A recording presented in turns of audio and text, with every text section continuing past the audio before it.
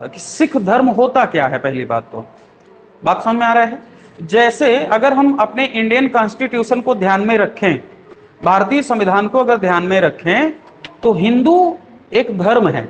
यानी कि Indian constitution के अकॉर्डिंग हिंदू क्या है, एक धर्म है।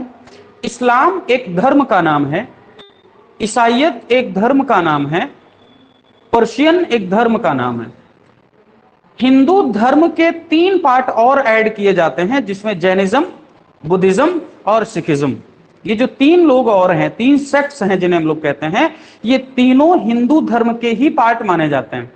यानी कि ये लोग ये नहीं कह सकते हैं कि हम हिंदू धर्म से अलग है, क्योंकि इंडियन कॉन्स्टिट्यूशन में इस बात को डिफाइन किया जा चुका है कि जैन भी हिंदू हैं, बुद्ध भी हिंदू हैं, सिख भी हिंदू हैं।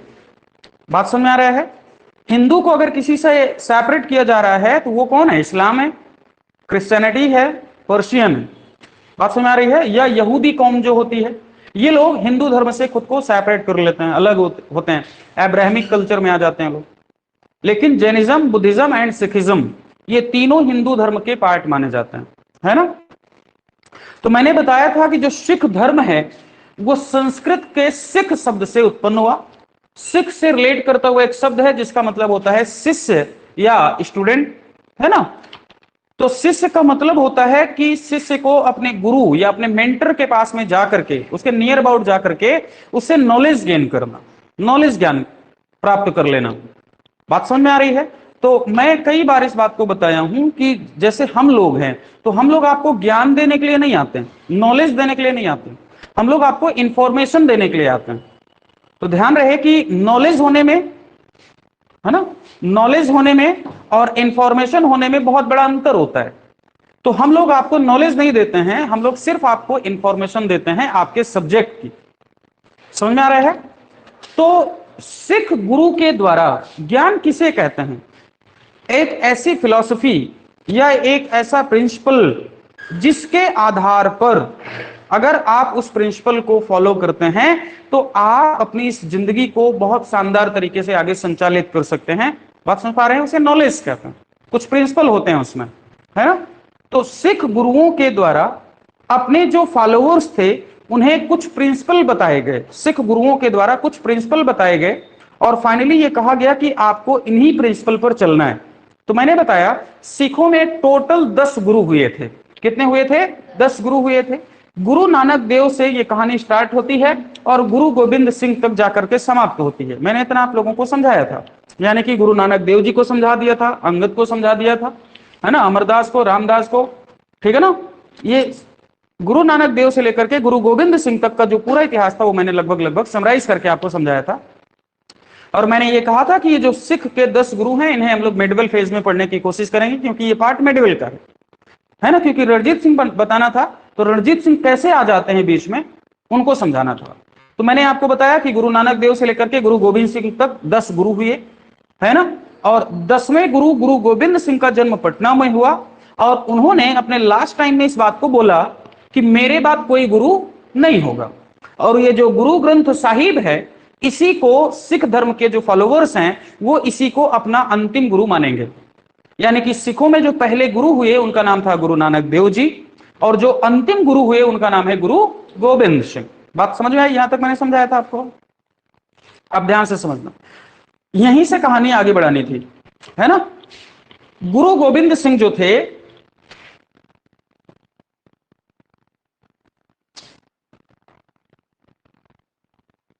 गुरु गोविंद सिंह की एक पत्नी है, क्या हुआ देखने, गुरु गोविंद सिंह की एक पत्नी है जिनका नाम है वाइफ, जिनका नाम है सुंदरी। क्या नाम है, सुंदरी। ये बहुत इंपॉर्टेंट कैरेक्टर, इस बात को ध्यान में रखना आप लोगों को। यानी कि गुरु गोविंद सिंह की वाइफ है जिनका नाम क्या है, सुंदरी। बहुत इंपॉर्टेंट कैरेक्टर है। गुरु गोविंद सिंह के मरने के बाद सिखों को संचालित करने के लिए या उनको संगठित करने के लिए, यूनाइट करने के लिए बहुत बड़ा रोल प्ले किया है किसने, सुंदरी ने। और ये सुंदरी कौन है, ये गुरु गोविंद सिंह की वाइफ का नाम है। हुआ ये कि जब अंतिम गुरु थे गुरु गोविंद सिंह, है ना, तो गुरु गोविंद सिंह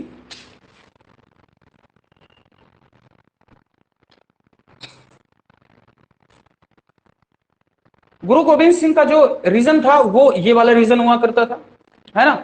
और यहां पर किसकी गवर्नमेंट हुआ करती थी? मुगलों की गवर्नमेंट हुआ करती थी।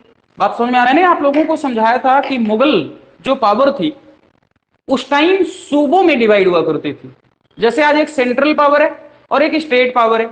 तो भारत में कुल 28 स्टेट और 8 यूनियन टेरिटरी है, और इन सभी को यूनाइट कर देते हैं तो इंडिया हो जाता है। ठीक उसी तरह से मुगलों ने एक टाइम तक पूरे भारत पर कंट्रोल करने का काम किया था, बट लेटर मुगल टाइम में, यानी कि जब औरंगजेब की डेथ हो गई, तो डे बाय डे मुगल सत्ता जो थी वो डिक्लाइन करने लगी, समाप्त होने लगी, है ना। तो उसके बावजूद अचानक से सडन पूरा का पूरा चेंज नहीं हो जाएगा कि सारे के सारे बाहर चले जा रहे हैं। तो पंजाब जो रीजन था उस टाइम में, उस टाइम तक मुगलों का कंट्रोल रहता था पंजाब पर, है ना। गुरु गोविंद सिंह के टाइम पर मुगलों का कंट्रोल पंजाब पर था। मेरी बात समझ में आ रही है? अब ये जो गुरु गोविंद लोगों के कंटेम्परेरी हैं, एक का नाम क्या है? औरंगजेब। एक का नाम क्या है? औरंगजेब। और एक का नाम है बहादुर शाह फर्स्ट। क्या नाम है? बहादुर शाह फर्स्ट या बहादुर शाह प्रथम। मेरी बात समझ पा रहे हैं? यानी कि जो अंतिम गुरु हैं गुरु गोविंद सिंह, गुरु गोविंद सिंह वो किसके कंटेम्परेरी हैं? तो औरंगजेब के कंटेम्परेरी हैं और बहादुर शाह प्रथम के कंटेम्परेरी हैं। और ये बहादुर शाह कौन है? तो ये औरंगजेब का बेटा है। गुरु गोविंद सिंह कौन है? तो ये गुरु तेग बहादुर के बेटे हैं, यानी कि नवे गुरु गुरु तेग बहादुर, जिनके नाम पर शीशगंज का गुरुद्वारा मैंने बताया था आप लोगों को दिल्ली में, उनकी गर्दन काट के अलग कर दी गई थी। गर्दन कटने का मतलब शीश, शीश मतलब गर्दन, गर्दन पूरी काट दी गई थी। समझ में आ रहा था? गुरु अर्जुन देव, मैंने एक और गुरु का नाम बताया था, गुरु नानक देव, है ना, गुरु अंगद, गुरु अमरदास, गुरु रामदास, ये सब बहुत पीसफुल लोग थे, शांति के साथ जीवन को सरवाइव कर रहे थे। ये लोग लड़ाई करने में बिल्कुल यकीन नहीं करते थे। यानी कि इस टाइम तक जो सिखों का भोजन था वो completely non veg, sorry veg था, नॉनवेज नहीं खाते थे लोग, तलवार शस्त्र धारण नहीं करते थे लोग। लेकिन प्रॉब्लम तब आई जब अर्जुन देव की हत्या कर दी गई जहांगीर के द्वारा। मैंने पूरी कहानी बताई थी किस तरह से खुसरो को हेल्प किया था इन्होंने। तो गुरु अर्जुन देव की जब हत्या कर दी जहांगीर ने, तब उनके बाद जो गुरु बने थे उनका नाम था हरगोविंद। क्या नाम था? हरगोविंद।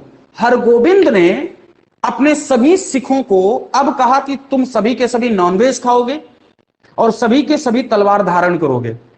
अब हरगोविंद के समय सैनिक, जो सिख लोग थे वो सैनिक के रूप में कन्वर्ट हुए, सिपाही हो गए, नॉनवेज खाने लगे। क्यों? क्योंकि अपने शरीर को मजबूत बनाना था, अपने साथ तीर धनुष और तलवार रखने लगे ताकि युद्ध किया जा सके, है ना, अपने आप को बचाया जा सके। किससे बचाया जा सके?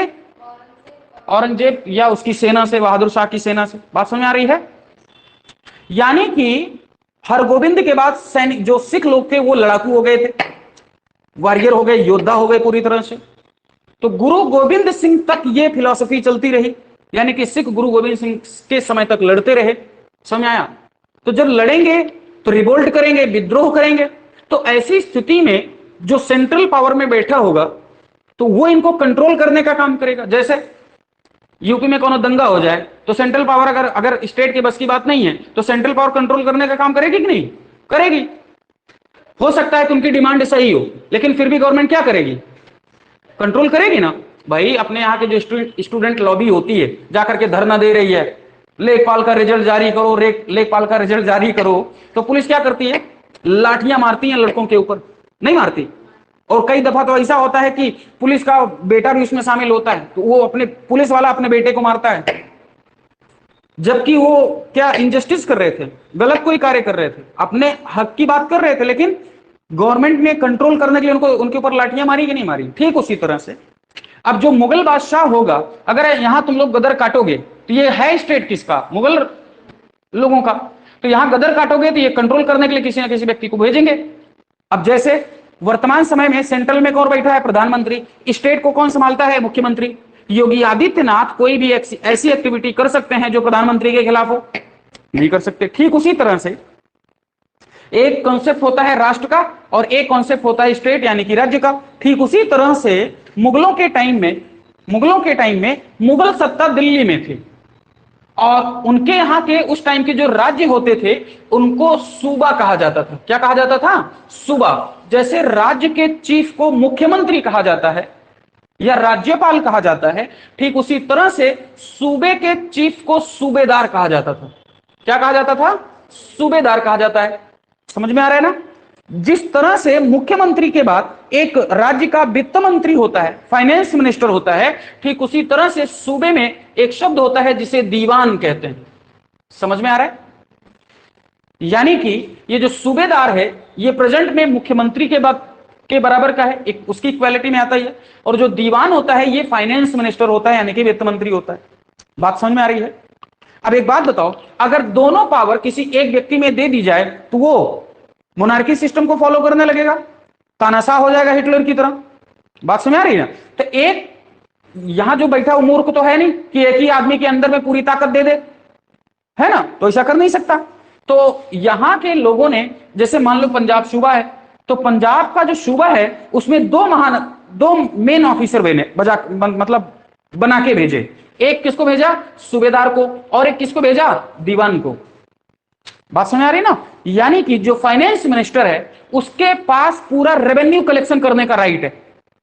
बात समझ आ रही है? यानी कि पंजाब से जो रेवेन्यू कलेक्शन करने का राइट होगा वो किसके पास होगा? दीवान के पास में होगा। और उस वहां के गवर्नेंस को संभालने का काम या कंट्रोल करने का काम जिसके अधिकार में होगा वो किसके पास होगा? सूबेदार के पास होगा।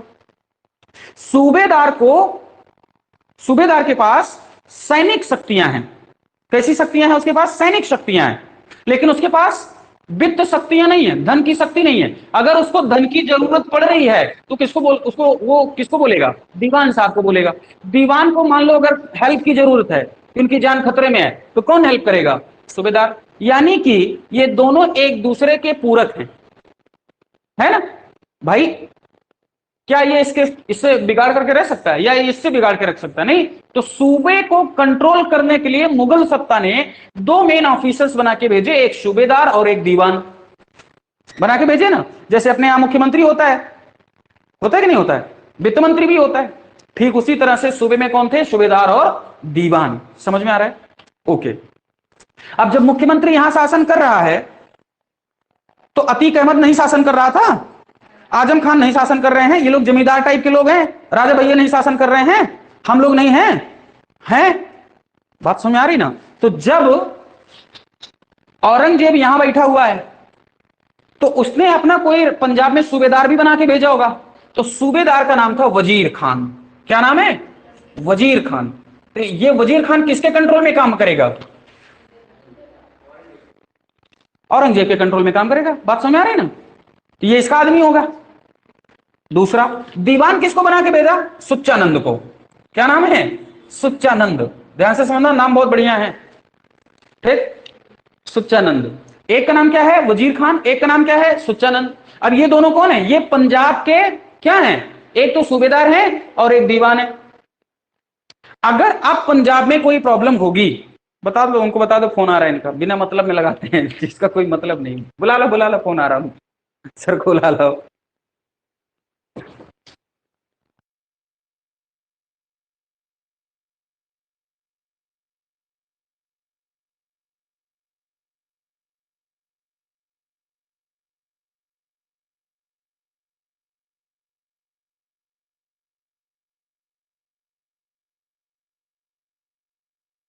एक सुचानंद है ना? तो ये लोग कहां पर हैं? यहां पर। तो जब ये यहां पर हैं तो गुरु गोविंद सिंह भी तो यहीं पर होंगे। गदर तो यहीं काटनी है उनको, है ना? तो गुरु गोविंद सिंह भी भाई साहब यहीं हैं।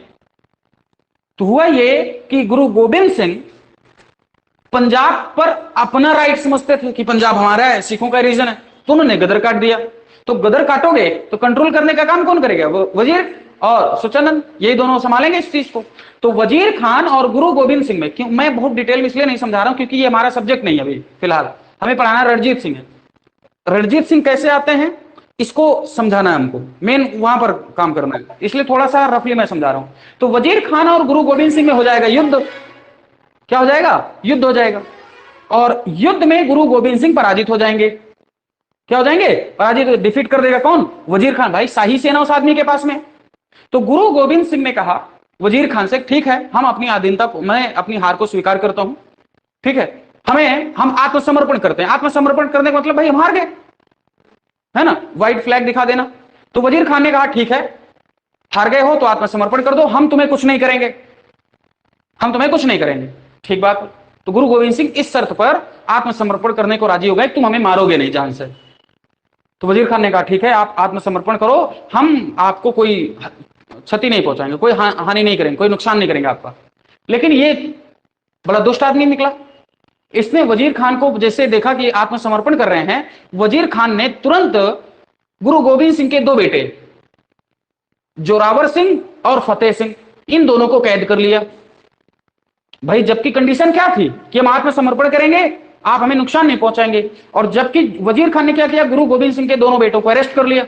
इनको तो नहीं दूंगा मैं, अब तुम जहां मर्जी उतना गदर काटो, काट के दिखाओ तुम गदर, तुम उधर गदर काटोगे, यहां तुम्हारे बच्चों को गर्दन काट देंगे।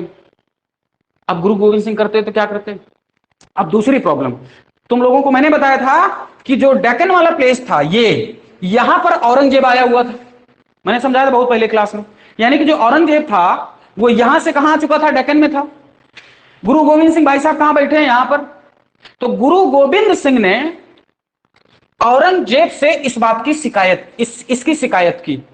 भाई जैसे मान लो अगर किसी को दिक्कत है, जैसे अतीक अहमद को दिक्कत थी, किससे? योगी से। योगी से दिक्कत थी ना, तो उसने क्या कहा था कि हमने एक लेटर प्रधानमंत्री जी को और एक लेटर सुप्रीम कोर्ट को लिखा है। यही तो बात चल रही थी ना मीडिया में। इसका मतलब न्याय किससे मिलना था उसको? या तो प्रधानमंत्री न्याय करेंगे, या तो कौन करेगा? या सुप्रीम कोर्ट करेगी। ठीक उसी तरह से अंतिम पावर किसके पास थी उस टाइम? औरंगजेब के पास में थी। तो गुरु गोविंद सिंह के पास कोई ऑप्शन ही नहीं है। भाई तुम्हारा आदमी हमको ऐसी ऐसी कंडीशन पर समर्पण करवाया, बोला था कि हम नहीं नुकसान करेंगे, हमारे बेटों को अरेस्ट कर लिया है। तो गुरु गोविंद सिंह ने औरंगजेब के लिए एक लेटर लिखा जिसका नाम है जफरनामा। क्या नाम है? जफरनामा। गुरु गोविंद सिंह के लेटर का नाम क्या है? जफरनामा। बात समझ आ रही ना? जफरनामा नाम का एक लेटर हुआ। औरंगजेब ने जफरनामा को पढ़ा, है ना। ये घटना है लगभग 1706 के आसपास की। कब की है घटना? ये 1706 के आसपास की। औरंगजेब ने जब जफरनामा पढ़ा तो वो थोड़ा सा क्रोधित हुआ वजीर खान के ऊपर। वजीर खान के ऊपर थोड़ा सा क्रोधित हुआ। उसने गुरु गोविंद सिंह को बोला कि आप हमारे पास आइए, आप हमारे पास आइए। तो हमारे पास कहां? आप डेक्कन में आइए, आप डेक्कन में आइए, कोई दिक्कत की बात नहीं, हम आपको आश्वासन देते हैं कि आपको कोई नुकसान नहीं होगा। गुरु गोविंद सिंह भाई साहब यहां से निकले ही थे कि यहां पहुंचे। जब दिल्ली वाले रीजन में पहुंचे तो वहीं पर उनको सूचना मिल गई कि 1707 में औरंगजेब की हो गई डेथ। बात समझ आ रही ना? अभी दिल्ली ही पहुंचे थे पंजाब को छोड़ करके कि दिल्ली में ही उनको जानकारी हो गई कि 1707 में औरंगजेब की डेक्कन में डेथ हो गई, औरंगाबाद में। तो अब किसके पास जाएं? तो औरंगजेब का जो सबसे बड़ा बेटा था 70 साल का बहादुर शाह, वो दिल्ली में राजा बन गया, बादशाह हो गया। 70 साल की उम्र में बैठे हैं भाई साहब, है ना। वो भी 70-80 के पार में था। वो 50 साल तो उसने खाली शासन किया है औरंगजेब ने। 50 साल की उम्र में शासन किया उसने, 50 साल तक उसका टेन्योर है। बात में आ रही है? तो बहादुर शाह भाई साहब 70 साल की उम्र में राजा बने, बादशाह बने औरंगजेब की मृत्यु के बाद, है ना। तो अब गुरु गोविंद सिंह कहां पहुंचे? दिल्ली। उनको पता चला कि औरंगजेब की डेथ हो गई है, दिल्ली का बादशाह कौन हो चुका है? बहादुर शाह। तो बहादुर शाह ने यह शिकायत किसको की? गुरु गोविंद सिंह ने शिकायत किससे की होगी? बहादुर शाह से। तो बहादुर शाह ने इनको आश्वासन दिया, कहा कोई प्रॉब्लम की बात नहीं है, आप आइए। 5000 जात और 5000 सवार दिया गया। ध्यान से समझना, यह सवाल पीसीएस ने पूछा एक बार कि गुरु गोविंद सिंह को 5000 जात और 5000 सवार का मनसब किसने दिया? तो बहादुर शाह फर्स्ट ने दिया है, ना कि औरंगजेब ने, क्योंकि औरंगजेब की डेथ हो चुकी है उस टाइम। समझ में आया? इतनी बात क्लियर हुआ?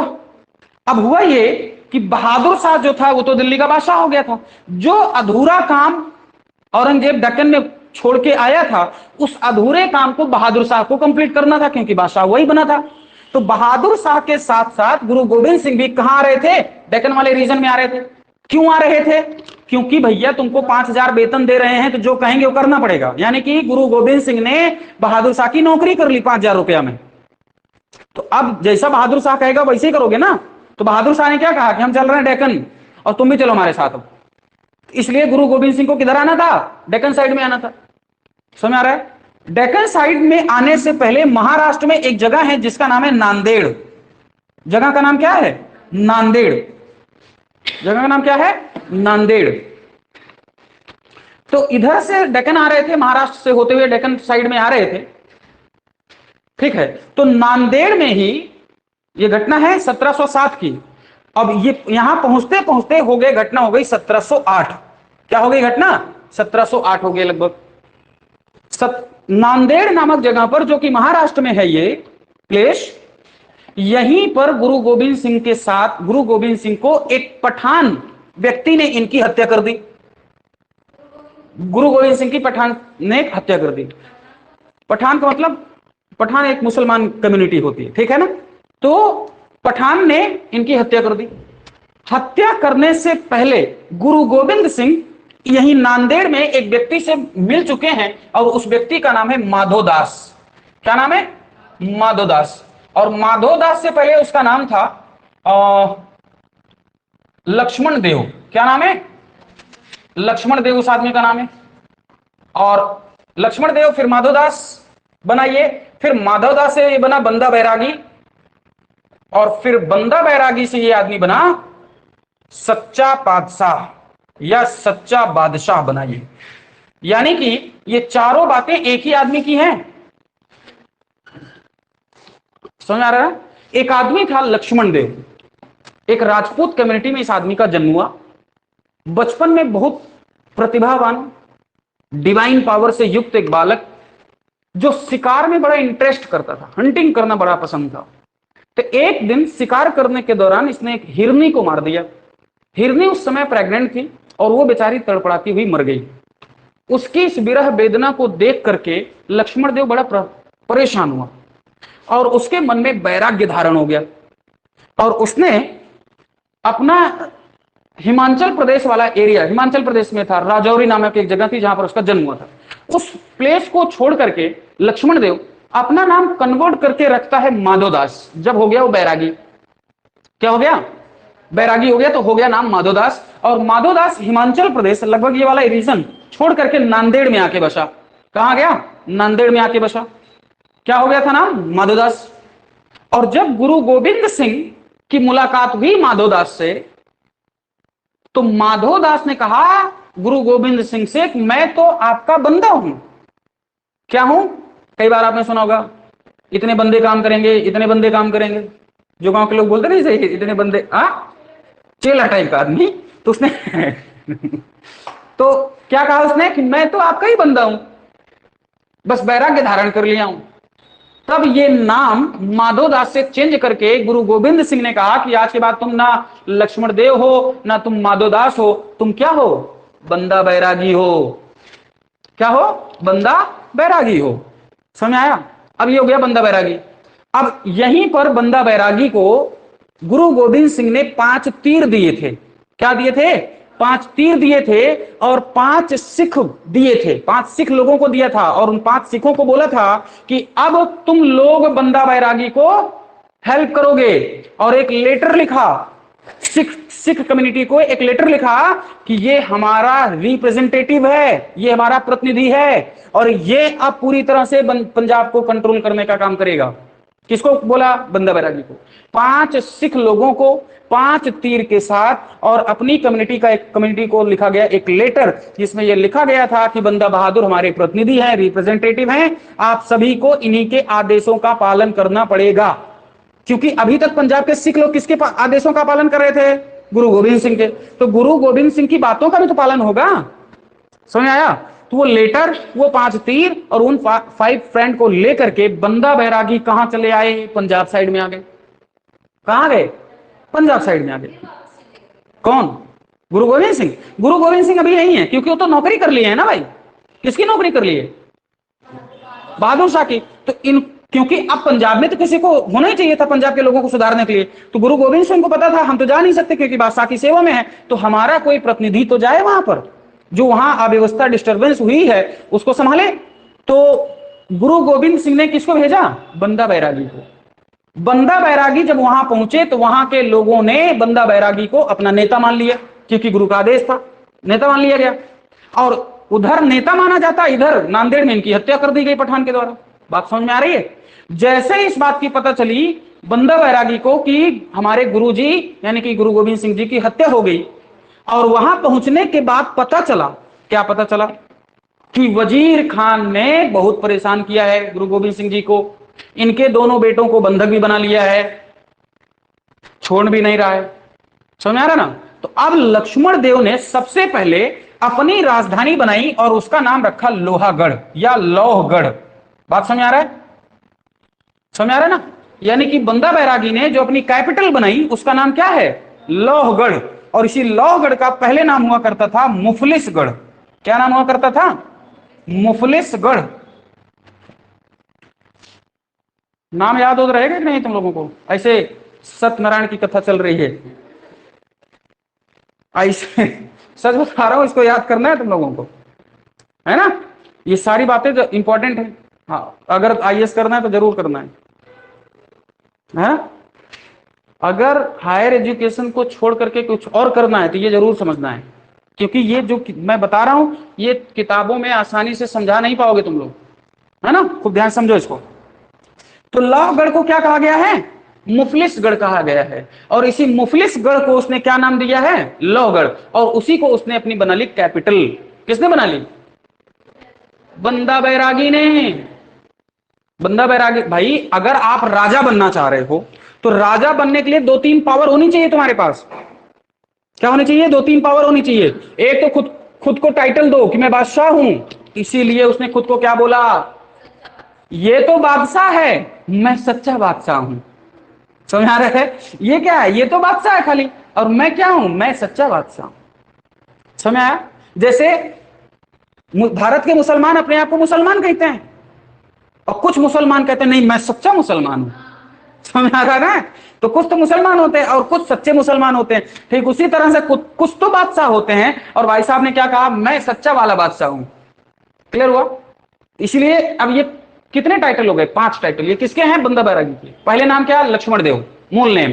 फिर माधोदास, फिर बंदा बैरागी, फिर सच्चा बादशाह हो गया। तो एक तो वो खुद को टाइटल दे, तो खुद को टाइटल दे दिया उसने कि मैं सच्चा बादशाह हूं। दूसरा, तुम्हारी कैपिटल होनी चाहिए, तो कैपिटल बना डाली उसने लोहगढ़। फिर तुम्हें तुम्हारे नाम से सिक्का जारी होना चाहिए, यानी कि कॉइन जारी करो, तो उसने लोहगढ़ को कैपिटल बनाने के बाद अपना सिक्का भी जारी किया, यानी कि कॉइन्स निकाले। लेकिन किसके नाम पर? गुरु नानक नाम पर, गुरु नानक देव जी एंड गुरु गोविंद सिंह।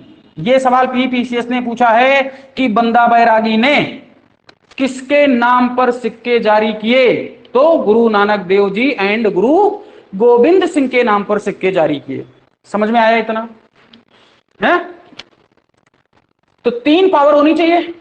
जैसे अगर कोनो व्यक्ति सुल्तान बनना चाहे तो एक तो खलीफा की मान्यता हो कि खलीफा तुम्हें परमिशन दे, तुम्हारी कैपिटल हो। खलीफा बहुत बड़ी पावर होती है, बहुत बड़ा तोप होता है मुसलमानों में, लेकिन अब कोई तोप नहीं हो, खत्म हो गया। इस पद को, इस पोस्ट को ही खत्म कर दिया गया। ठीक है ना? मुर्तजा कमाल पाशा के द्वारा। बताएंगे कभी क्लास में रहना, फिर बताएंगे खलीफा क्या होता है। ठीक है? तुम्हें पता है खलीफा क्या होता है? मुसलमानों का रिलीजियस और पॉलिटिकल हेड होता है। हाँ, है ना? खलीफा कौन होते हैं? मुसलमानों के रिलीजियस और पॉलिटिकल हेड माने जाते हैं। ठीक है ना? उन्हें खलीफा कहते हैं। कई बार तुमने सुना होगा बहुत बड़े खलीफा बने हो तुम। सुना होगा ना? ये खलीफा बहुत बड़ी तोप हुआ करती थी एक टाइम मुसलमानों में। बिना उसकी परमिशन से पत्ता नहीं हिलता था मुसलमान समुदाय में। वो जो बोल देता था वही होता था। वो जिस व्यक्ति को राजा बना दे, बादशाह बना दे, वो आदमी बादशाह हो जाता था, और जिसकी बादशाह छीन ले तो वो भिखारी हो जाता था। इतनी पावर थी उस आदमी के पास, इसलिए कहा जाता था बड़े बड़े खलीफा होता। तो भाई साहब ने राजा बनने की जितनी क्वालिटीज होनी चाहिए वो सारी क्वालिटीज फुलफिल कर रहे थे। कैपिटल थी, सिक्का जारी कर दिया था, सच्चा बादशाह हो गया थे। समझा? अब उनको धीरे से पता चला कि कांड किसने किया था? वजीर खान और सुच्चानंद ने। वजीर खान को पकड़ा। किसने? सच्चा बादशाह, समझ में आ रहा है ना। सच्चा बादशाह ने पकड़ा वजीर खान को, इसकी तो गर्दन काट दी, वजीर खान की गर्दन कट गई। और पकड़ा गया सुच्चानंद। सुच्चानंद बड़ा डिप्लोमेटिक आदमी था, बड़ा कूटनीतिज्ञ, डिप्लोमेटिक और षड्यंत्रकारी, इधर का उधर इधर का उधर, लाइक मंथरा। और सारा गेम इसी का था, इसी ने से वजीर खान को भड़काया था। तो इसको बड़ी बेरहम मौत दी गई, किसके द्वारा? सच्चा बादशाह यानी बंदा बैरागी ने इसको बड़ी बेरहम यानी कि खूब प्रताड़ित किया गया। नाखून निकाल लिए, नाक काट दी, हाथ काट दिया गया, कान निकाल लिए गए, इस तरह से मारा गया। किसको? सुच्चानंद को। किसने मारा? बंदा बैरागी साहब ने मारा। इस तरह से दो विलेन तो मारे गए, समझा। अब बंदा बैरागी के लिए ज्यादा कोई दिक्कत की बात नहीं थी, सिख जो कम्युनिटी थी इनके कंट्रोल में आ गई थी। लेकिन यहीं पर दिक्कत हो गई भैया, अगर ये सब होगा, गुरु गोविंद सिंह मर गए, बंदा बहादुर यहां पावर में आ गया, किसके? नहीं अभी नहीं छूटे, उनको छुटा लिया, समझ में आ रहा है। तो अब यहां पर कौन है? बहादुर साहब। बहादुर साहब ही कुछ काम करेगा। तो बहादुर साहब को जब पता चला कि पंजाब का गवर्नर मारा गया, सूबेदार मारा गया है ना, तो करता क्या? तो उसने एक व्यक्ति को भेजा, क्योंकि इनका रोल खत्म हो गया तो यहां पर इनको खत्म कर दो। अब यहां पर भेजा गया एक आदमी को जिसका नाम है जकारिया खान। क्या नाम है? जकारिया खान। यानी कि वजीर खान को रिप्लेस किसने किया? जकारिया खान आया। कौन आया? जकारिया खान। बड़ा दुष्ट 7 फुटा आदमी, तगड़ा एकदम, जकारिया खान।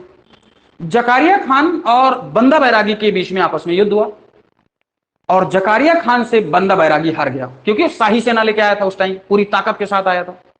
और जकारिया खान ने किसको हरा दिया? बंदा बैरागी को हरा दिया। और जकारिया खान ने बंदा बैरागी को पकड़ा। सबसे पहले तो गुरु गोविंद सिंह के दोनों बेटे जोरावर सिंह और फतेह सिंह दोनों को जिंदा दीवार में चुनवा दिया गया, मतलब बीच में खड़ा किया गया, दोनों साइड से दीवार खड़ी कर दी गई, ऊपर से प्लास्टर मार दिया गया, हो गया काम। जैसे अनारकली के साथ हुआ था। ये बहुत बढ़िया सजा थी, खेल खत्म कर दो, ठीक। तो जोरावर सिंह एंड फतेह सिंह दोनों को तो जिंदा चुनवा दिया। अब मामला आया बंदा बैरागी को। बंदा बैरागी को हराया किसने? जकारिया खान। और अरे बहुत मजबूत बनती थी पूरा। अंग्रेजों के समय देखो, लाल किला आज तक खड़ा है कि नहीं खड़ा है? 500 साल पहले बना था लाल किला। कुतुब मीनार आज से 1000 साल पहले बनी थी, गिरी। तुम्हारे यहाँ 100 साल का मकान नहीं चलता है, 100 साल में पूरा उसमें जंग लग जाता है, पूरी ईंटों में मिट्टियां निकलने लगती हैं। 100 साल का अगर तुम्हारे दादा ने जो मकान बनाया, देखो तुम्हारे पापा उस मकान में नहीं रहेंगे, भैया अपना नया बनाओ पहले। नहीं कब पानी आए, कब पानी बारिश हो जाए, कब गिर पड़े, कोई भरोसा नहीं इसका। 500 साल पुराना मकान, लाल किला, ताजमहल, ये सब टिके पड़े कि नहीं पड़े? पुरानी बिल्डिंग बहुत शानदार तरीके से बनाई जाती थी, है ना, जबकि कोई सीमेंट, कोई मोरंग, कोई सरिया नहीं लगती थी, बहुत है। तो जकारिया खान ने बंदा बैरागी को पकड़ा। अब जकारिया खान मुगल बादशाह को प्रेरित करने के लिए, उसकी नजरों में बहुत ऊंचा उठने के लिए, तो बताएगा ना हमारी अपनी प्रसिद्धि के बारे में, तो पकड़ के लेके आया बंदा बैरागी को। क्या? देखो इसने वजीर को और दीवान को मार दिया था, और इस आदमी को मैंने पकड़ लिया। देखो ये अपने आप को नेता घोषित कर रहा था, और खुद को सच्चा बादशाह बोल रहा था। आप तो बादशाह हो, ये खुद को सच्चा बादशाह बोल दिया था। तो बहादुर शाह इस बात से भी नाराज थे, यार बादशाह तो एक ही होगा, जैसे एक जंगल में एक शेर और 2 शेर हो जाएंगे, दुश्मनी नहीं हो जाएगी? तो बहादुर शाह की पर्सनल दुश्मनी हो गई, भैया हम ही बादशाह है ना, हम ही को रहने दो, तुम कैसे हो गए सच्चा बादशाह? तो बहादुर शाह ने जकारिया खान को भेजा ही था कि पकड़ के ले आना है तुमको। जकारिया खान पकड़ के ले आया, दिल्ली लेके आया बादशाह को दिखाने के लिए, देखो पकड़ के ले आए। जकारिया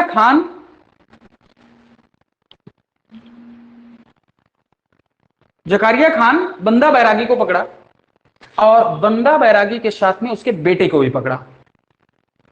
किसके?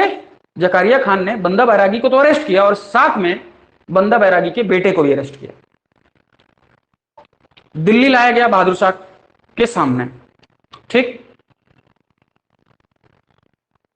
जकारिया खान ने बंदा बैरागी से कहा कि इस्लाम स्वीकार करो। उसने कहा नहीं करेंगे। उसने कहा माफी मांगो। उसने कहा नहीं मांगेंगे, 2 कंडीशन, इस्लाम स्वीकार करो और माफी मांगो। उसने कहा नहीं करेंगे। उसने कहा करना पड़ेगा। ना करेंगे साहब। बेटा बुलाया गया, कहा उसकी गर्दन काटो। बंदा बैरागी से कहा गया कि अपने बेटे की गर्दन काटो, तुम नहीं काटोगे तो हम काटेंगे, हाँ ये भी नहीं कर पाएंगे। उसी के सामने यानी कि बंदा बैरागी के सामने जकारिया खान ने बंदा बैरागी के बेटे का दिल निकाल दिया। समझ आ रहा है? पूरा दो फड़ किया गया और पूरा दिल निकाल, हृदय निकाल लिया गया और हृदय निकाल करके बंदा बैरागी के मुंह में डाल दिया गया। समझना बात को, मुंह में डाल दिया गया और मुंह में डाल के फिर निकाला गया। उसने कहा अब बताओ इस्लाम स्वीकार करोगे कि नहीं? बंदा बैरागी ने कहा ना, अभी भी नहीं करेंगे। जबकि जिसके बेटे का दिल मुंह में आ गया हो, कितनी बड़ी घटना हो गई है, उसके बावजूद बंदा बैरागी ने इस्लाम स्वीकार नहीं किया। हाँ, फिर जकारिया खान ने वो हस्त्र किया कि आने वाली पीढ़ियां एक लंबे टाइम तक उनकी रूह कांपती रही, सिखों की रूह कांप गई। छोटे छोटे टुकड़े किए गए बंदा बैरागी के, समझ में आ रहा है ना? छोटे छोटे, मतलब एक हाथ काटा गया, इसके ऐसे ऐसे जैसे सब्जी नहीं कटती, ऐसे cut cut cut cut cut cut ऐसे कटा। दोनों आंखें निकाली गई, जीभ काटी गई, नाखून निकाले गए जिंदा, बाल एक एक नोच लिए गए, दाढ़ियां नोच ली गई, मूछें नोच ली गई। सोचो ऐसे एक दाढ़ी तोड़ के देखो, मजा आ जाएगा तुमको। कितना बेतहासा कष्ट हुआ होगा उस आदमी को, कितना बेदर्द मौत दी गई। बंदा बैरागी को इस तरह से मारा गया दिल्ली में। किसके समय मारा गया? बहादुर शाह के टाइम में मारा गया। समझ में आया? इस तरह से बंदा बहादुर का खेल खत्म हुआ। गुरु गोविंद सिंह पहले मर गए, अब बंदा बहादुर मर गए। अब ये बताओ, सिखों में कोई नेता बचा ना? सिख जो कम्युनिटी थी वो पूरी तरह से डिस्टर्ब हो गई। बिना किसी लीडर के सिख जो लोग थे उनमें आपस में बड़ी डिस्टर्बेंस हो गई। जो सरदार लोग थे, कुछ सरदार एक साइड, कुछ सरदार एक साइड, कुछ सरदार एक साइड, सब अपने मन का खेल करने लगे। अब कोनो अंग्रेजों से मिल रहा है, कोनो अफगानिस्तान के राजा से मिल रहा है, कोनो मुगलिया सल्तनत की सेवा कर रहा है, सबकी अपनी अपनी सरकार चल रही है। बात समझ में आ रही है? ओके, ये हो गया, इतना समझ में आ गया?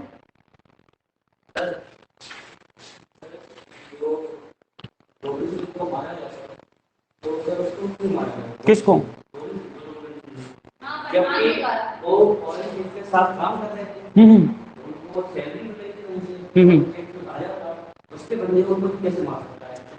उस आदमी की पर्सनल दुश्मनी थी गुरु गोविंद सिंह से, पर्सनल दुश्मनी थी उस आदमी की, उस पठान की पर्सनल दुश्मनी थी उससे, पहले की, है ना? पहले की दुश्मनी थी और उस पहले की दुश्मनी में मार दिया गया उसको।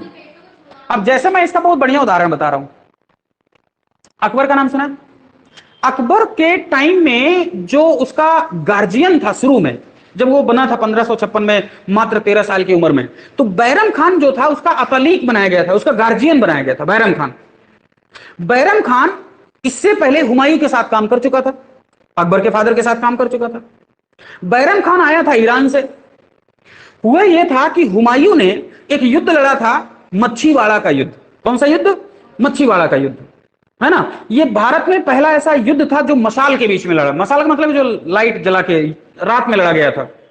उस मच्छीवाड़ा के युद्ध में बैरम खान ने एक व्यक्ति के पिता की हत्या कर दी थी। समझ आ रहा ना?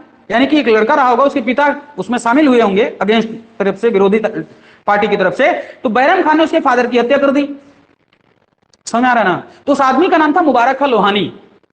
और बैरम खान जब गुजरात के पाटन पहुंचा 1560 के आसपास, तो मुबारक खान लोहानी, जिसके पिता को बैरम खान ने मारा था, उसी मुबारक खान लोहानी ने बैरम खान की गर्दन काट दी। सोचो कितने साल का बदला पुराना हुआ। समझ आ रहा ना? तो पुरानी रंजिश थी, उस पठान की पुरानी रंजिश थी। किसके साथ? गुरु गोविंद सिंह के साथ।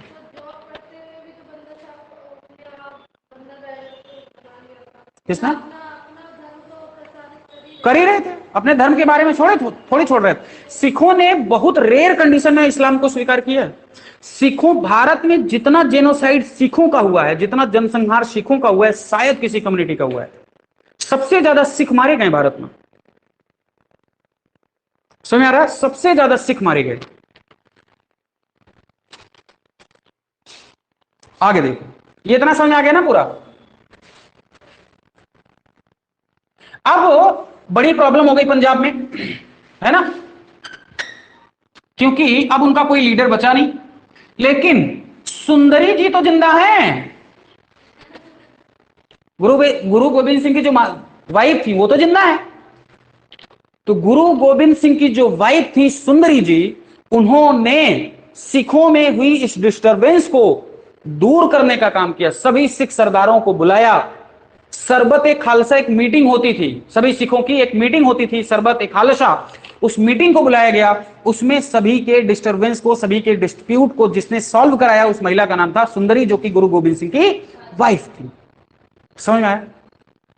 इसी सिख सरदारों में एक सरदार निकल के आया जिसका नाम था नवाब कपूर सिंह। अब ध्यान से समझना, बहुत बड़ा नाम ये, नवाब कपूर सिंह। यानी कि गुरु गोविंद सिंह के बाद बंदा बैरागी, बंदा बैरागी के बाद जो अगला लीडर निकल के आ रहा है, उस आदमी का नाम क्या है? नवाब कपूर सिंह। समझ में आ रहा है? नवाब कपूर सिंह ने दल खालसा का निर्माण किया। कौन सी पार्टी बनाई? दल खालसा का निर्माण कर दिया। यानी कि सारे के सारे सिख इस ऑर्गेनाइजेशन के मेंबर हो गए। और इसको बनाया किसने? नवाब कपूर सिंह। पंजाब में एक गांव हुआ करता था जिसका नाम था फैजल। क्या नाम था? फैजल। अब यहां ध्यान से समझना, क्या नाम था? फैजल। मैंने बताया कि बंदा बैरागी के डेथ के बाद जो सिख कम्युनिटी थी, जो सिख सरदार थे, वो अपनी अपनी पावर को बढ़ाने में अलग अलग तरीके से लोगों के साथ अलायंस कर रहे थे। कोनो किसी के साथ मिल रहा है, कोनो किसी के साथ मिल रहा है। इस तरह से पूरे सिख कम्युनिटी में कुल 12 ग्रुप तैयार हुए। कितने ग्रुप तैयार हुए? 12 ग्रुप तैयार हुए। बंदा बैरागी की बात है। कितने ग्रुप तैयार हुए? 12 ग्रुप। उन ग्रुपों का नाम था मिसल। क्या नाम है? मिसल। अब यहीं से स्टार्ट होगा कौन? राजा रणजीत सिंह। ध्यान रखना, जिसको मुझे पढ़ाना है। क्या नाम? कितनी मिसल बनके तैयार हुई? 12 मिसल बनके तैयार हुई। 12 मिसल का मतलब ग्रुप। किसका ग्रुप? सिख सरदारों का। यानी कि कुल 12 नेता बन के आए। अभी तक बंदा बैरागी एक नेता था, अब कुल कितने नेता बने? 12 नेता बने। उनमें से एक नेता है जिसका नाम है नवाब कपूर सिंह। तो ये इसने एक मिसल बनाई। यानी कि ग्रुप का मतलब मिसल। मिसल का मतलब होता था सब इक्वालिटी के साथ में रहेंगे, सब समानता में विश्वास करेंगे। यानी कि जो 12 ग्रुप के लोग थे, ये सारे के सारे नेता आपस में इक्वल हुआ करते थे। और ये सभी 12 मिसल के लोग एक साथ मीटिंग करते थे सरबत ए खालसा की। कौन सी मीटिंग? सरबत ए खालसा की। मतलब अब ये जो 12 लोग हैं, इनमें आपस में डिस्टरबेंस भी तो होगा। इस डिस्टरबेंस को समाप्त करने का काम कहां किया जाता था? शरबत ए खालसा में। समझ में आ रहा है ना? शरबत ए खालसा में। और इस शरबत ए खालसा या दल खालसा का जो हेड हुआ वो नवाब कपूर सिंह हुआ। मेरी बात समझ आ रही है? कौन हेड बना इसका? मतलब इस बात को समझो भाई, इस 12 मिसल में ही से एक व्यक्ति तो बनेगा प्रमुख। जैसे भारत में जो प्रधानमंत्री होता है, क्या वो मंत्री नहीं होता है? क्या वो सांसद नहीं होता है? उन्हीं सभी सांसदों में से एक आदमी को नेता बनाया जाता है नहीं, जो प्रधानमंत्री हो जाता है। क्या प्रधानमंत्री को लोकसभा का चुनाव नहीं लड़ना पड़ता है? क्यों डायरेक्ट आ जाता है? वो भी तो लोकसभा का चुनाव लड़ेगा, वो भी तो सांसद बनेगा, वो मंत्रियों में थोड़ा सा ऊपर हो जाता है, इसलिए प्रधानमंत्री हो गया। ठीक उसी तरह से कुल कितनी मिसल? 12 मिसल। और नवाब कपूर सिंह के गांव का नाम फैजल, और इसलिए नवाब कपूर सिंह ने एक मिसल बनाई जिसका नाम है फैजलपुरिया मिसल। कौन सी मिसल? फैजलपुरिया मिसल। समझ में आया? दूसरा, एक व्यक्ति थे जस्सा सिंह अहलूवालिया। अहलू एक गांव का नाम था, इसलिए अहलूवालिया मिसल। कौन सी मिसल? मैं कुछ मिसलों के नाम बता रहा हूं आपको। अहलूवालिया मिसल। टाइटल मिला है, टाइटल मिला है अंग्रेजों ने, ओ सॉरी बंगाल के मुगल बादशाह ने। ठीक है ना? अब ध्यान से सुनो मेरी बात। फैजल, अब देख इस बात को समझ पा रहे ना कि मिसल कैसे बन रही है। हर मिसल का अपना एक झंडा होगा, हर मिसल का अपना एक नाम होगा, हर मिसल का अपना एक अलग निशान होगा। समझ में आ रहा है? मिसल की खास विशेषता है कि कोई भी मिसल, 12 जो मिसल बनी है, वो मिसल किसी ना किसी गांव, किसी ना किसी व्यक्ति के नाम पर बनाई गई होगी। उस मिसल का अपना एक नाम होगा। जैसे इनका एक नाम है फैजलपुरिया, गांव के नाम पर पड़ा फैजलपुरिया। ठीक है ना? और उस मिसल का अपना एक झंडा होगा। यानी कि कुल अब कितने झंडे बने? 12 झंडा बने। समझ आया? तो 12 मिसल बनी। तो एक है अहलूवालिया, एक बनी भंगी मिसल। कौन सी मिसल? भंगी मिसल। हुआ यह था कि भंगी मिसल मिसल का जो नेता था उसका नाम था भीमचंद। क्या नाम था? भीमचंद। और भीमचंद बहुत खाता था भांग। क्या खाता था? भांग। और भांग के नाते भंगी मिसल। समझ आ गया? नेक्स्ट, फुलकिया मिसल गांव का नाम था। क्या नाम है? फुलकिया मिसल। नेक्स्ट, सुकर चकिया मिसल। कौन सी मिसल? सुकर चकिया मिसल। सबसे इंपॉर्टेंट मिसल यही है, सुकर चकिया मिसल। ये है, इसी में राजा रणजीत सिंह का जन्म होगा। यानी कि इसी कुल में, इसी मिसल में किसका जन्म होगा? राजा रणजीत सिंह, जो अगले नेता बनेंगे, इन सबको, इन सारी मिसलों को कंट्रोल करेंगे अभी। तो फैजलपुरिया, अहलूवालिया, भंगी, फुलकिया, सुकर चकिया, ऐसी 12 मिसलें तैयार हुई।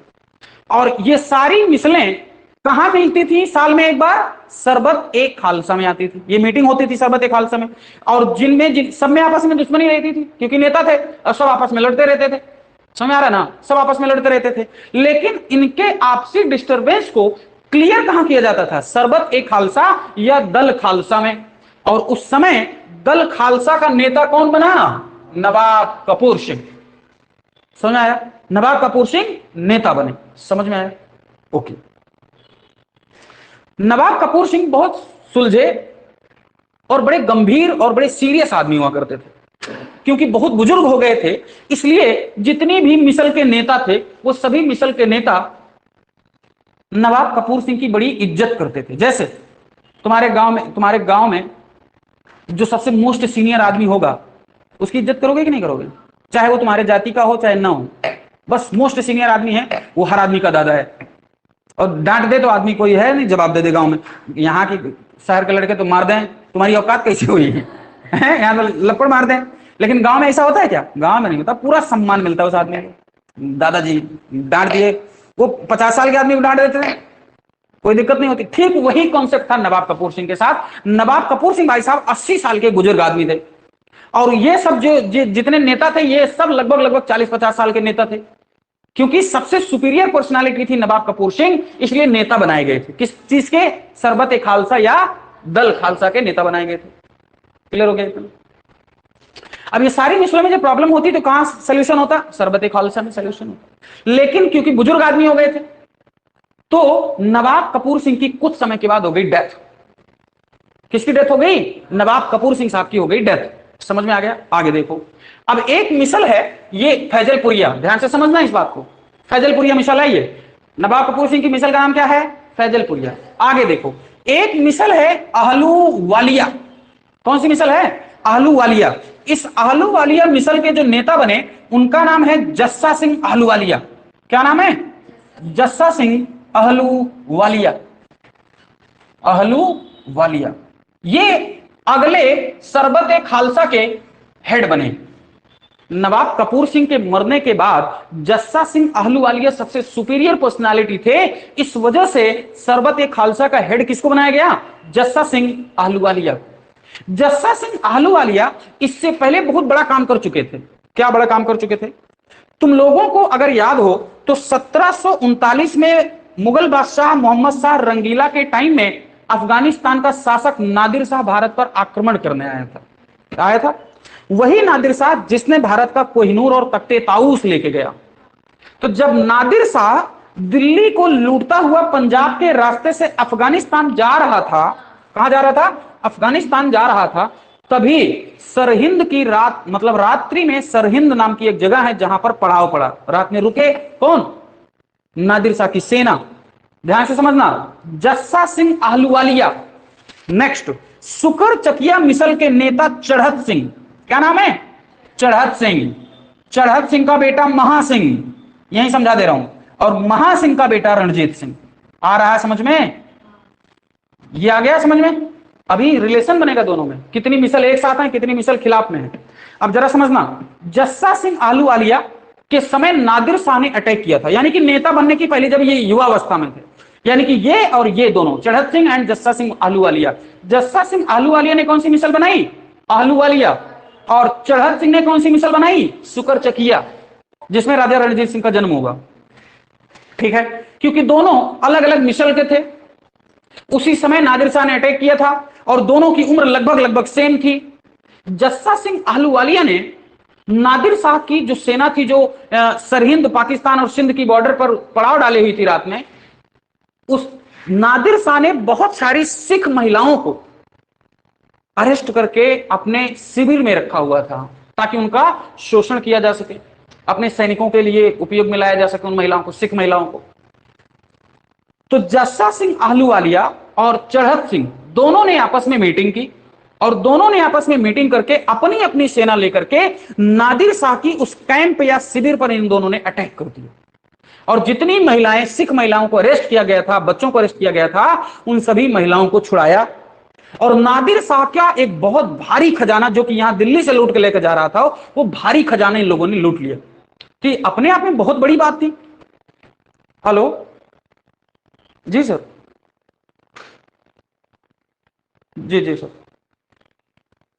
जी जी, जी जी, हाँ हाँ, जी सर, जी जी सर, हाँ हाँ, भास्कर को कह देंगे। हम्म, हम्म, जी जी सर, नहीं नहीं सर, बोल देंगे सबको। ठीक है सर।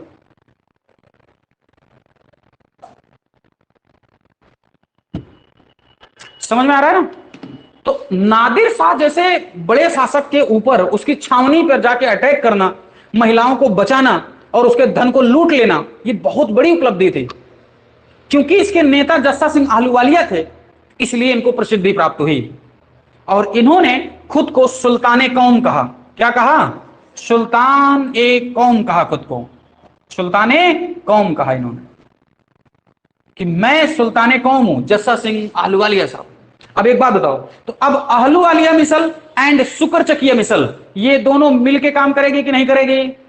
करेगी। दूसरा, जो फैजलपुरिया मिसल है नवाब कपूर सिंह वाली, नवाब कपूर सिंह की बहुत रिस्पेक्ट करते थे कौन? नवाब कपूर साहब की बड़ी रिस्पेक्ट करते थे कौन? जस्सा सिंह आहलूवालिया एंड चढ़त सिंह। तो इसका मतलब तीन मिसल एक हो गई। कौन कौन? फैजलपुरिया, आहलूवालिया एंड सुकरचकिया। ये तीन मिसल क्या हो गई? एक हो गई। क्योंकि नवाब कपूर सिंह तो पहले मर गए, उनके नेता कौन हो गए? जस्सा सिंह आहलूवालिया, और जस्सा सिंह आहलूवालिया एंड सुकरचकिया में ऑलरेडी मिलन हो गया नादिर शाह के टाइम में। यानी कि तीन मिसलें क्या हो गई? एक हो गई। समझ में आया? तो जस्सा सिंह आहलूवालिया यानी कि नवाब कपूर सिंह के बाद सिखों का जो अगला नेता बना उसका नाम है जस्सा सिंह आहलूवालिया। समझ में आया? जस्सा सिंह आहलूवालिया के बाद जो अगला नवाब बना, जो अगला सरबत खालसा बना, उसका नाम था चढ़त सिंह। क्या नाम है? चढ़त सिंह। और जस्सा सिंह आहलूवालिया, फिर चढ़त सिंह, और चढ़त सिंह के बाद कौन बचा? महासिंह। महासिंह भी मरा सुकरचकिया मिसल का। ये सब जब समाप्त हुए, जब ये सब समाप्त हुए, तो 1780 के आसपास महासिंह को एक बालक पैदा हुआ जिसका नाम है राजा रणजीत सिंह। क्या नाम है?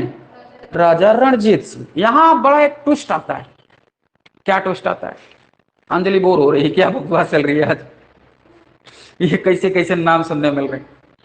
तुम लोग बोर तो नहीं हो रहे सब बकवास सुनकर? बोर मत होना, क्योंकि पढ़ना भाई, किताबों में समझ में नहीं आएगा। ठीक? तो क्योंकि मैं ये कॉन्सेप्ट बता रहा हूं, है ना, जब तक ये चीजें नहीं समझ में आएगी तब तक तुम कैसे करोगे, है ना? चढ़त सिंह के बाद कौन? महासिंह। महासिंह के बाद क्या? रणजीत सिंह। हुआ ये कि जब रणजीत सिंह थे, रणजीत सिंह नहीं, जब महासिंह हुआ करते थे, यानी कि चढ़त सिंह की जब डेथ हो गई, तो उनका बेटा महासिंह सुकरचकिया मिसल का प्रमुख बना, है ना? जो ये फुलकिया मिसल है, इस फुलकिया मिसल में, फुलकिया मिसल के जो नेता थे उनका नाम था जयसिंह। क्या नाम था? जयसिंह। और जयसिंह का बेटा था जिसका नाम था गुरुबख्श। क्या नाम था? गुरुबख्श। गुरुबख्श की और महासिंह की बिल्कुल नहीं बनती थी, और एक दिन इन दोनों के बीच की बहस सरबत ए खालसा में इतनी बढ़ गई कि इन दोनों ने सरबत ए खालसा के सारे नियमों की धज्जियां उड़ाते हुए कहा कि अब सीधा मामला होगा युद्ध में। अब हम दोनों कहां हिसाब करेंगे? युद्ध में। सरबत ए खालसा में हमारा तुम्हारा डिसीजन नहीं हो पाएगा।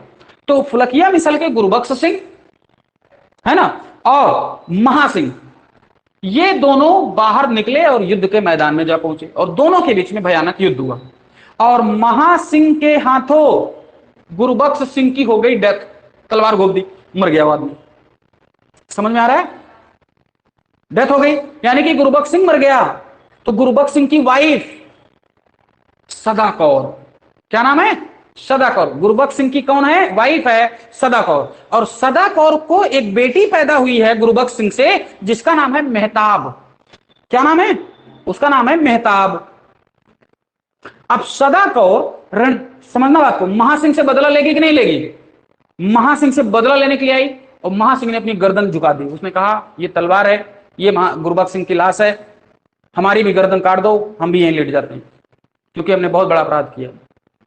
लेकिन मेहताब, जो मेहताब थी वो बड़ी समझदार, ओ सॉरी, जो सदा कौर थी वो बड़ी समझदार लेडी निकली।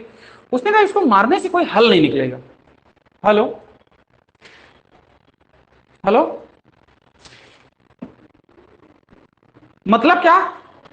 नहीं समझ आ रहा है भाई? गुरबख्श सिंह की हत्या कर दी ना, किसने? महासिंह ने हत्या कर दी। अब गुरबख्श सिंह के पास अपना कोई बेटा तो है नहीं। हाँ सर, ठीक सर, बात समझ आ रही ना? गुरबख्श सिंह को कोई बेटा तो था नहीं, लेकिन महासिंह को बेटा है रणजीत सिंह, और गुरबख्श सिंह को बेटा नहीं है लेकिन बेटी है, नाम मेहताब कौर। गुरबख्श सिंह मर गया लेकिन पत्नी तो जिंदा है सदा कौर। सदा कौर बदला लेने आई है किसके साथ? महासिंह से, क्योंकि इसी ने उसके पति को मारा। महासिंह ऑलरेडी झुका हुआ आदमी है, कह रहा मार दो हमको, हमें कोई दिक्कत नहीं है। लेकिन मेहताब जो जो सदा कौर थी बड़ी समझदार लेडी थी। उसने इस तरह से पूरा सिख समुदाय मर जाएगा, क्योंकि सच में नेता अगर कोई सिखों में बचा है तो महासिंह है, क्योंकि सारे लोग मारे गए ना, ऊपर वाले जो लीडर थे सब मर गए थे, नेता असली कोई बचा था तो महासिंह। और सदा कौर ने कहा कि अगर हम महासिंह को भी मार देंगे तो पूरी सिख कम्युनिटी है पूरी नाश हो जाएगी। उसने कहा तुम्हारी जिंदगी एक शर्त पर छोड़ी जा सकती है। वो शर्त कौन सी है? कि अपने बेटे रणजीत सिंह जो कि 5 साल का है, हमारी बेटी मेहताब जो कि 5 साल की है, दोनों की शादी कराओ। क्या कराओ?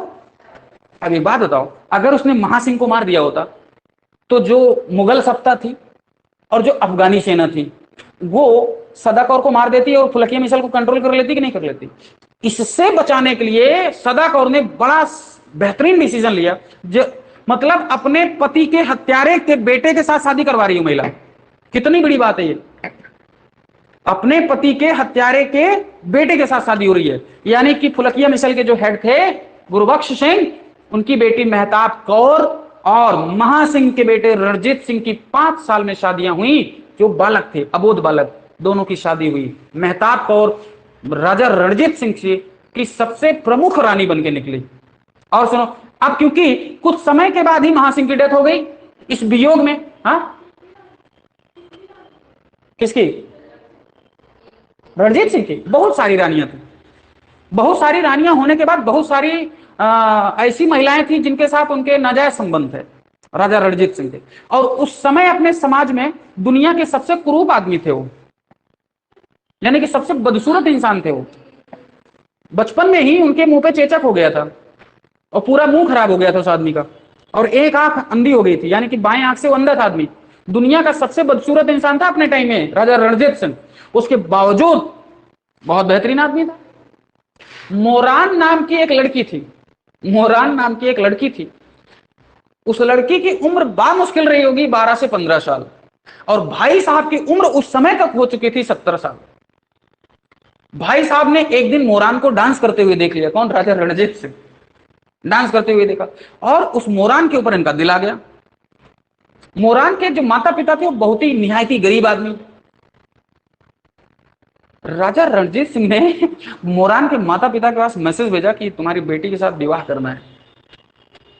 मोरान के माता पिता ने कहा यार ये तो सिखों का नेता है, पंजाब का नेता, ये राजा आदमी है, इसको ना करने का मतलब है कि ये अपनी गर्दन कटवा देंगे, मना कैसे करें? तो मोरान के माता पिता ने कहा देखिए राजा साहब, क्योंकि इनको राजा का टाइटल मिला हुआ था, देखिए राजा साहब, हमें मोरान का शादी करने में आपसे कतई दिक्कत की बात नहीं, बड़ा गर्व फील होगा, लेकिन हमारे यहाँ जब शादी होती है तो एक रिवाज है, एक रस्म है, हमें नहीं लगता है कि आप उस रस्म को अदा कर पाएंगे। उन्होंने सोचा था कि रस्म बताएंगे, कठिन रस्म रहेगी, कर नहीं पाएंगे तो वो विवाह होगा नहीं, वो उनकी चाल थी ये। उन्होंने कहा महाराज रस्म ये होती है कि जो दामाद बनने वाला होता है वो अपने ससुराल में, यानी कि हमारे घर आकर के उसे 2 टाइम का भोजन बनाना पड़ता है चूल्हे पर, और पूरे फैमिली को सर्व करना पड़ता है, खिलाना पड़ता है, जैसे एक लेडीज करती। कहीं राजा आदमी, रईस, ये कहां आकर के चूल्हा चक्की करेगा, सारा कैसे काम करेगा। ये शर्त जब उन्होंने सुनी राजा रणजीत सिंह ने, तो उन्होंने कहा चलो घर घर आए। उनका चूल्हा कहां है, चूल्हा कहां है। भाई साहब ने दोनों टाइम का भोजन बनाया, दोनों टाइम को बंदे ने भोजन बनाया, और बना करके मोरान के साथ निकाह कर लिया, यानी कि विवाह कर लिया। समझ आ रहा है। मोरान नाम की वो लेडी थी। ये किसका किस्सा है, राजा रणजीत सिंह का। अभी बाद में आएंगे, बहुत बड़ा किस्सा है इनका, मैं अभी इसी पे हूं। समझ आ रहा है ना। तो इस तरह से महासिंह का बेटा रणजीत सिंह और गुरबख्श सिंह की बेटी मेहताब, ये दोनों वैवाहिक रिलेशन में बन गए। देखो, फैजलपुरिया, अहलूवालिया, फुलकिया एंड सुकरचकिया, ये सब किसके कंट्रोल में हो गए, किसके कंट्रोल में हो गए, सुकरचकिया के कंट्रोल में हो रहे हैं। क्यों कंट्रोल होंगे, क्योंकि आगा नाम कौन सा, रणजीत सिंह। क्योंकि नेता बचा ही ना कौन, कहां बच रहा है कोई नेता, कोई नेता बचा है क्या, नहीं। अगला नेता कौन, राजा रणजीत सिंह। तो राजा नहीं, ये नहीं कह रहा हूं मैं, बहुत सारी मिसलें, मैं ये समझा रहा था ना कैसे मिसलें एक कर रहा है कौन, रणजीत सिंह। मैं समझाना चाह रहा हूं कि रणजीत सिंह पूरे सिखों का नेता बनेगा कैसे, कैसे लीडरशिप क्वालिटी आ रही है उसके अंदर। तो राजा बनने से पहले 4 मिसलें उसके कंट्रोल में है, ये नहीं दिखाई दे रहा आपको। राजा बनने से पहले वो 5 साल का है, तभी 4 मिसलें कंट्रोल में आ गई हैं। किसके, राजा रणजीत सिंह है।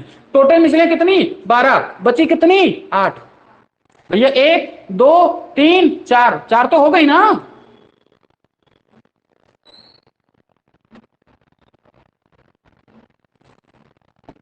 हाँ नमस्ते भैया, हाँ नमस्ते भैया। हाँ हाँ, अभी अनिल सर का फोन आया था।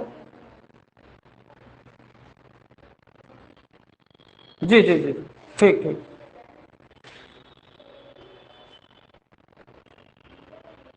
ठीक ठीक ठीक, ओके ओके, ठीक ठीक ठीक ठीक है। हाँ हाँ, ठीक है ठीक। समझ में आ रहा भाई, ऐसे सर हिला रहा है, समझ में आ रहा, सच में आ रहा है। ठीक है। तो इस तरह से 4 मिसलों को एक करने से पहले, अभी राजा रणजीत सिंह बच्चा ही है, तभी 4 मिसलें एक हो गई। अब क्योंकि कोई सिखों में नेता बचा ही नहीं, इसलिए 4 लोगों का एक काउंसिल बनाया गया। 4 लोगों की एक काउंसिल बनाई गई, क्योंकि बालक कितने साल का, 5 साल का। अब ध्यान से समझना, राजकौर, क्योंकि महासिंह मर चुका है, महासिंह की डेथ हो गई, और गुरबख्श सिंह भी मर गया। तो यानी कि उधर गुरबख्श सिंह मरा, इधर महासिंह मरा, तो दोनों की वाइफ तो जिंदा हैं। एक का नाम सदा कौर, एक का नाम राजकौर। तो उस काउंसिल में ये 2 लोग शामिल हो गए, यानी कि माता एंड सास। किसकी, किसकी, रणजीत सिंह की, है ना। रणजीत सिंह की माता राजकौर, रणजीत सिंह की सास सदा कौर, उसी की बेटी तो है मेहताब जिससे शादी किया हो, है ना। तो काउंसिल बनाई गई, समझ में आ रहा है ना, क्या बनाई गई, काउंसिल बनाई गई। तो उस काउंसिल का काम क्या था, राजा रणजीत सिंह को गाइड करना, उनके नाम पर शासन करना। समझ में आ रहा है भाई। बालक को, 5 साल के बालक को क्या पता, डेथ हो गई ना, मैंने बताया। महासिंह की भी डेथ हो गई, उधर गुरबख्श सिंह को महासिंह ने ही मार दिया, लेकिन उसकी वाइफ तो जिंदा रही, सब राजकौर। समझ आ रहा ना। इधर इनकी माता राजकौर, उधर सास सदा कौर, ये 2, और लखपत राय या धनपत राय नाम का दीवान, ये 3 लोग उसकी काउंसिल में शामिल हो गए। और इन 3 लोगों की काउंसिल के माध्यम से रणजीत सिंह शासन करने लगे। रणजीत सिंह शासन करने लगे या काउंसिल शासन करने लगी, काउंसिल शासन कर, क्योंकि बालक है तो। लेकिन धीरे धीरे जब राजा रणजीत सिंह 18 साल के हो गए, तो उन्होंने इस काउंसिल के ऑर्डर को मानने से इनकार कर दिया। उन्होंने कहा मैं अब इंडिपेंडेंट काम करूंगा। समझ में आ रहा है। यानी कि 18 साल के बाद जब पूरी समझदारी आ गई राजा रणजीत सिंह को, तो उन्होंने काउंसिल से अपने आप को अलग करते हुए अपना डिसीजन अब स्वयं लेना स्टार्ट कर दिया। हाँ, ये रहा होगा मामला 1800। 1800 में कौन है? मोहम्मद शाह रंगीला। बहादुर शाह, देखो मैं बता रहा हूं, एक तो बहादुर शाह था पहला, उसके बाद था जहांदार शाह, उसके बाद बना फर्रुखशियर, उसके बाद बना अजीमुशान, उसके बाद बना मोहम्मद शाह रंगीला। क्या बना? मोहम्मद शाह रंगीला। और इधर लास्ट में बहादुर शाह, इसके पहले शाह आलम, सॉरी इसके पहले अकबर सेकंड, और इसके पहले शाह आलम, और इसमें बीच में एक आदमी बच रहा है, उसका नाम नहीं याद आ रहा है। वो आदमी होगा कोई, जो भी होगा देख लेंगे, बाद में बताएंगे, एग्जैक्ट नहीं याद आ रहा हमको, ठीक है।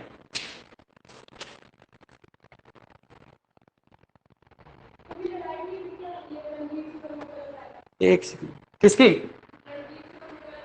ना नहीं, लड़ाई नहीं, सूबेदार से लड़ाई होती थी, सूबेदार से। एक सेकंड में बता ही दे रहा हूं कौन है, एग्जैक्ट बता दे रहा हूं।